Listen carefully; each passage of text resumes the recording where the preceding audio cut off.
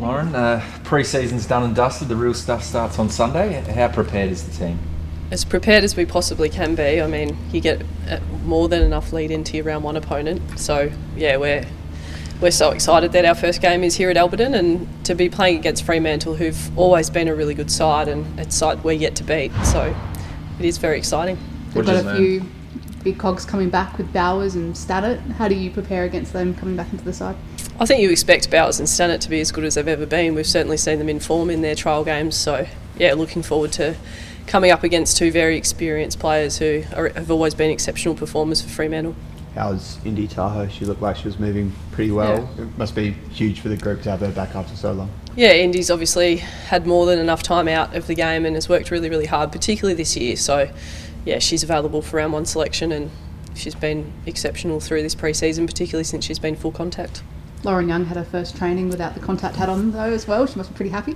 We're all so stoked for Lauren to be out there now, full contact, and yeah, today being that first session for her is I know it's exciting for her, and it's a huge milestone in an ACL rehab, but also for our medical team and our staff, and the whole playing group. It's a really nice moment for her, and onwards and upwards from here. What's the latest timeline with Lauren?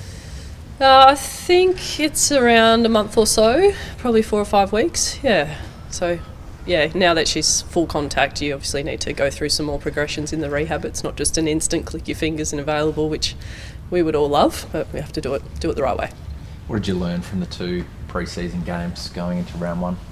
A big theme for us this year is around consistency, and how do we turn up when things are going really well for us, and also when things don't go so well for us. And so I think we had some nice reminders of that, particularly a week ago. Thought really pleased with how we performed against the Crows 2 weeks ago.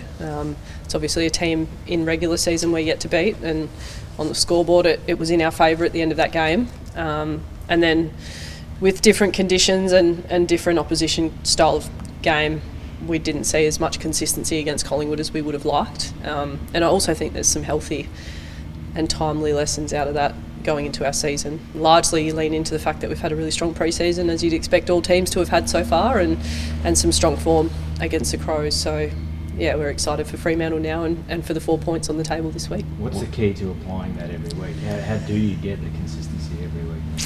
I think it's got to be front of mind, and the biggest part of consistency is your processes. So you can't expect an outcome if you haven't worked towards all of the processes day to day and week to week. So that's a big part of my job this year is helping a really young group find a level of consistency when, at any level of football, if you have a group as young as ours. I think we've got 22 out of 31 players are 21 and under, and a couple of 22-year-olds now. It's Julia Teagle's birthday. She's 22 today, so you got to understand and be patient, a level of patience and then a level of impatience in terms of how we apply our processes every day. So it's going to be a nice test for us this year, particularly with another level of expectation externally, I'm sure, after making a prelim last year, and that's good. We performed well last year, and now it's a little test to not expect anything. You've got to work towards the outcomes that you're after. Do you feel like the Heels are embracing that external expectation?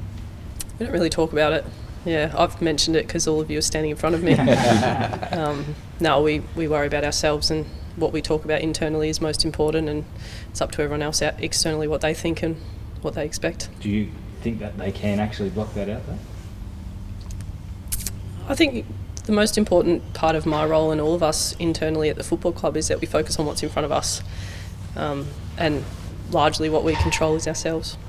And the standard of the league, you think it's stepped up another notch this year? We're about to find out, aren't we? First game, I think there's 2 games on Thursday night, so yeah, what I've found certainly being involved day one in this league is, as a player, and I found it again this year as a coach, is the first day of pre-season gives you a really good handle on the standards. So I very much welcome you, Matt, to come to our first day pre-season next year, because you get a really good idea of where the level's got to from your draftees, and with the investment in the talent pathway now starting to pay off, you can see that.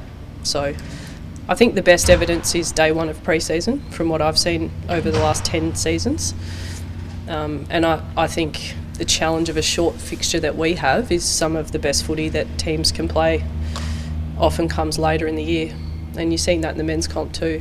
How did you view Soden in the practice match? Do you expect maybe a debut not far off for her? All of our first year players have been really good. We're really pleased with how they've come into the footy club. Jazz Sowden, kid from Buchan in Victoria. Not many people have been there. I used to live not too far from there in Lakes Entrance, and it's a very, very long way from Adelaide. Jazz has had an exceptional pre-season alongside her fellow draftees, and she'll certainly be in the mix this week for selection. Well, as Gemma Houghton might celebrate her 75th this week, what does she mean to the group? How does she do her game over the last 4 years since being an Oval player? It's so exciting that Gemma's playing her 75th game here at Port Adelaide.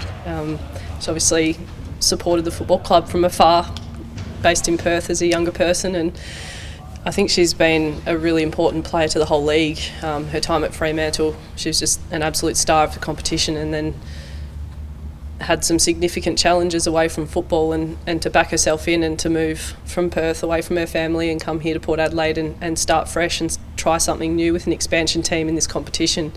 I think there's a fair legacy there for Gemma Houghton, and beyond her career there'll be more for her, and I'm so pleased. I'm very fortunate to be coaching her in her 75th game, and yeah, she continues to be a very special person in our group, and yeah, I love her maturity, and you don't often see people with that much talent. I'm trying to think of a mild way to put this. She's very good at taking the joke, and so our players and our staff absolutely love Gem. You often see people with that much talent sometimes can't take a joke as well as Gemma does, and that's one thing I absolutely love about her, and she keeps such positive energy around while she still has some challenges away from footy, and has been a real mentor to a lot of our younger players. Do you think playing Freya will be a help or a hindrance for her in her last home game? I think you take the opponent that you get. She's obviously got some close friends at Freo, so it'll be exciting for her.